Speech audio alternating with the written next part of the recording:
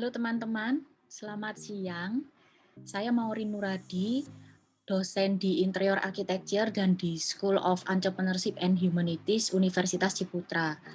Hari ini saya diminta untuk berbagi mengenai best practice student engagement karena di mata kuliah saya termasuk dinilai bagus oleh Courses Survey. Nah, mengapa dinilai bagus? Ada beberapa hal yang saya tahu faktornya dan saya bisa bagikan ke teman-teman. Tapi saya juga menanyakan beberapa pertanyaan ke mahasiswa saya, apa yang membuat mereka merasa engage dengan mata kuliah yang saya asuh. Saya coba rangkum semuanya di dalam video ini.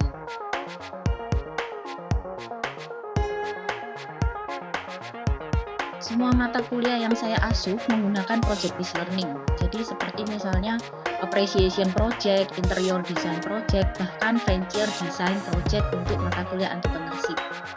Dalam project-based learning yang menggunakan filosofi outcome-based, maka learning outcome menjadi prioritas utama dan konten hanya menjadi salah satu pendukung supaya outcome tersebut tercapai. Bagi saya, penting sekali untuk mendesain roadmap proyek di kelas yang identik dengan proyek nyata dan kompatibel dengan latar belakang serta kemampuan mahasiswa yang nanti akan menjalaninya. Jadi sinkronisasi dengan dunia nyata, latar belakang dan kemampuan mereka itu kalau misalnya dipenuhi itu sudah separuh dari jaminan terjadinya student engagement yang bagus. Asal kita tidak lupa untuk menyampaikan ini berulang kali di kelas sehingga mahasiswa sadar dan melihat relevansi mata kuliah ini untuk masa depan mereka.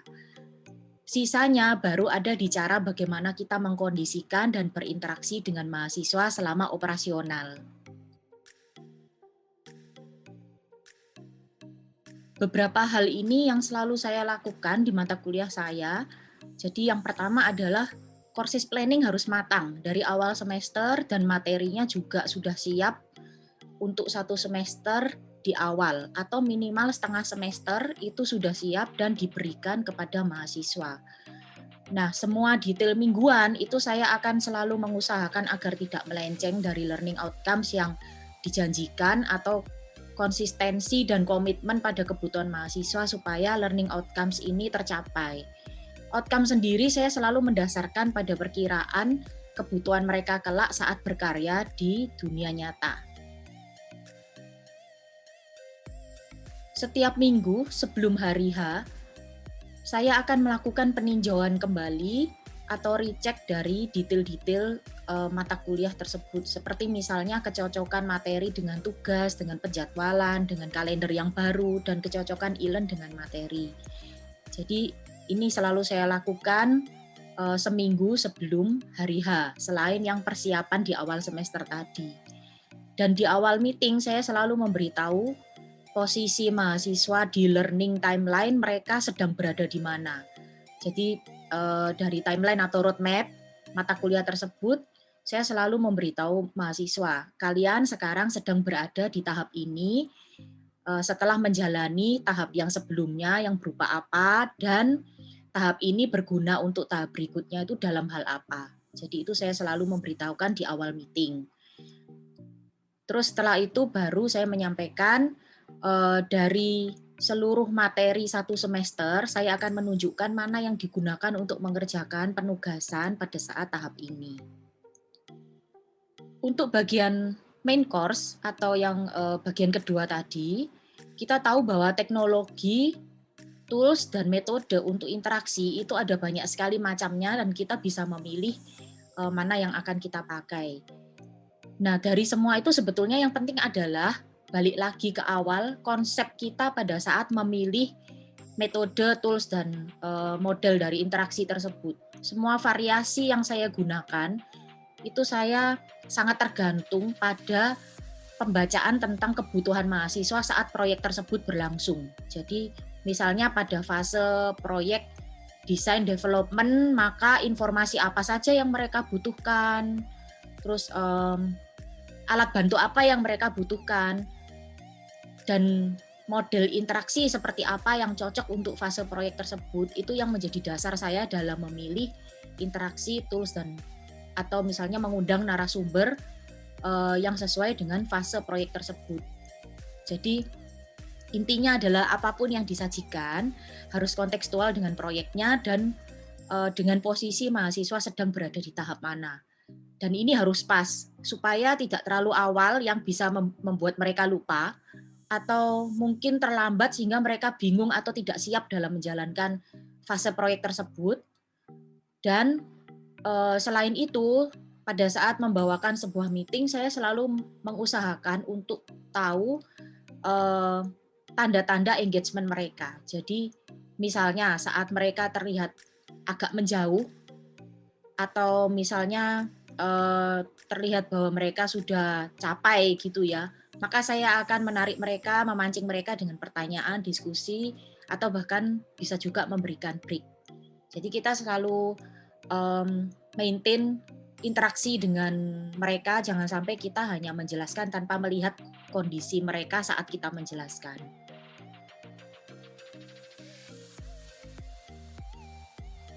Pada akhir meeting, saya selalu mengingatkan agenda meeting berikutnya dan apa yang harus dikerjakan seminggu sebelum meeting minggu depan. Dan setelah itu, kembali sehari sebelum meeting, saya mengingatkan lewat platform seperti misalnya WhatsApp group atau Line group supaya mahasiswa ada persiapan. Jadi minimal mereka membaca lagi materi minggu lalu dan materi yang hari ini, lalu mereka mereview kesulitan-kesulitan yang mereka alami di proyek mereka, dan saya menugaskan mereka untuk membuat daftar pertanyaan, bisa menggunakan forum e-learn atau bisa menggunakan posting di WhatsApp group yang jawabannya akan saya bahas saat awal meeting. Nah, kegiatan persiapan ini instruksinya saya berikan di modul e-learn, di wall-nya modul e-learn maksud saya, serta di WhatsApp group, serta saya menyampaikan beberapa kali bahwa keaktifan dalam persiapan perkuliahan itu masuk ke dalam rubrik penilaian learning attitude. Dalam menjelaskan rubrik learning attitude, saya juga selalu mengkaitkan dengan pentingnya building reputation sejak dari awal masa kuliah dan perlunya mempunyai habit proaktif untuk profesi mereka. Jadi saya selalu mengkaitkan ini dengan profesi yang akan mereka jalani setelah mereka lulus dari jurusan tempat mata kuliah ini berada. Lengkap dengan contoh dari pengalaman pribadi saya supaya mereka mengetahui bahwa yang disampaikan dan dilatihkan di dalam perkuliahan itu bukan hanya pengetahuannya saja tapi juga skill dan attitude. Nah, saat meeting sendiri biasanya saya membagi menjadi tiga bagian besar. Jadi bagian pertama adalah tentang review dan evaluasi dari materi serta proses belajar minggu sebelumnya. Terus bagian 2 itu saya menyebutnya sebagai main course, itu bisa berupa mentoring atau bisa berupa pemberian tugas baru atau berupa materi untuk mengerjakan tugas tahap itu, bisa juga presentasi hasil tugas. Bagian ketiga, saya selalu menyampaikan penjelasan apa yang akan mereka kerjakan di minggu depannya.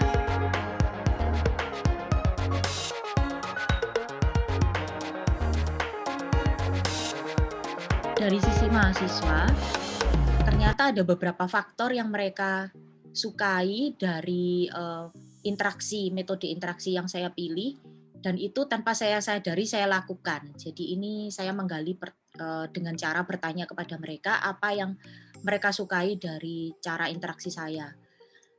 Yang pertama, menurut mereka new knowledge lebih menarik daripada apa yang mereka sudah tahu atau yang menurut mereka sudah basi.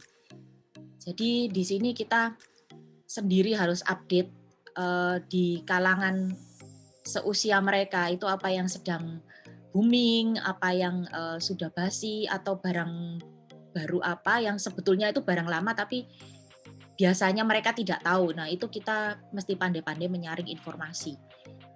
Terus yang kedua, instruksi dan materi tidak berbelit-belit, to the point, sesuai jadwal, dan menurut mereka nyambung dengan kebutuhan proyek. Jadi mereka sebetulnya bisa mendeteksi instruksi yang sifatnya hanya formalitas atau hanya untuk seru-seruan, tapi ujungnya misalnya hasilnya tidak diperiksa atau dilihat oleh dosen, atau tidak berguna untuk kemajuan proyek mereka, mahasiswa bisa mengenali. Jadi di sini kita perlu waspada bahwa segala macam apapun yang kita pilih itu harus sesuai atau terkoneksi dengan kompetensi-kompetensi yang akan kita latihkan ke mereka. Terus ternyata mereka suka bahasa yang tidak terlalu formal dan menggunakan istilah sehari-hari dengan aksen lokal, dengan intonasi yang dinamis sesuai topik. Jadi mereka ternyata jadi merasa dekat dengan saya, yang ujungnya adalah yang saya inginkan adalah mereka dekat dengan materi yang saya bawakan. Mereka dekat dengan kompetensi yang saya latihkan. Terus pemberian contoh-contoh nyata, pengalaman pribadi dengan gaya bercerita yang seperti bercakap-cakap, itu membuat mereka merasa lebih connect karena mereka menangkapnya, oh ini tidak melulu teori, ini memang terjadi di dunia nyata. Dan bagaimana kita merespon pertanyaan serta permintaan bantuan mereka secara intens dan cepat, itu akan memperlihatkan komitmen kita untuk membantu mereka, untuk membantu mahasiswa.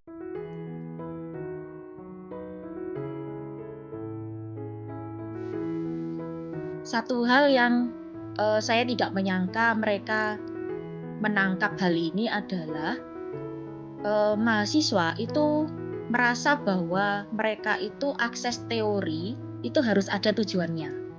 Jadi terus terang memang metode project-based learning itu memungkinkan mahasiswa mengakses teori untuk menyelesaikan project, di mana project ini memang berguna supaya mereka menguasai sebuah kompetensi. Nah, tujuan ini menjadi penting ternyata untuk mereka. Karena kalau sekedar hanya mengakses teori, mengakses alat bantu, memahami ini dan memahami itu, tapi mereka tidak tahu tujuannya, atau mereka menangkapnya akses teori hanya supaya paham teori tersebut. Nah, itu sudah tidak relevan lagi untuk mahasiswa di zaman ini. Jadi mereka butuh untuk menghubungkan bahwa teori tersebut memang dibutuhkan untuk menyelesaikan proyek yang bisa melatih kompetensi tertentu untuk mereka gunakan di kemudian hari.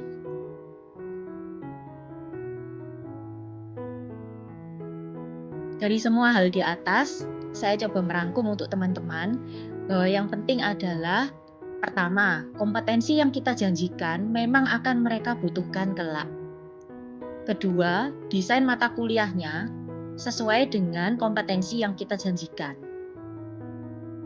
Yang ketiga, kita mampu membuat mereka paham tentang koneksi dan relevansi mata kuliah kita ini dengan kebutuhan mereka kelak.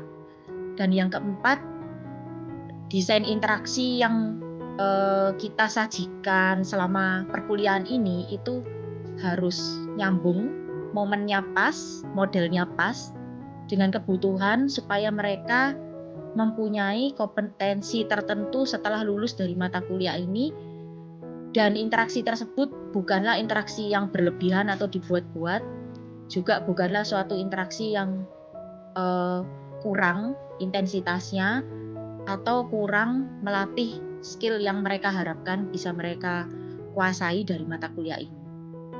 Terima kasih teman-teman, semoga sharing saya ini bermanfaat.